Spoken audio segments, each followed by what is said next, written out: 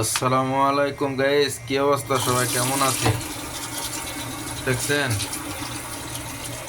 আপনাদেরকে সব সময় আমি বলি যে এসব খাবার খাবেন, ঠিক আছে?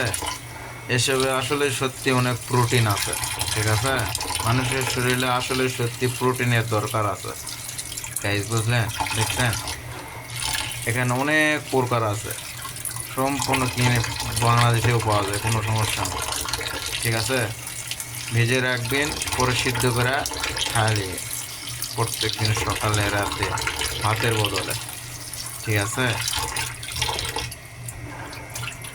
দেখেন, দেখেন কত প্রকার, ঠিক আছে? আপনাদেরকে শুধু আমি দেখাই, খাবেন আপনারা, ঠিক আছে? নিয়ম মানে চলবেন, নিজের শরীরের প্রতি গুরুত্ব দেবেন, দেখবেন। দেখছেন, দেখছেন,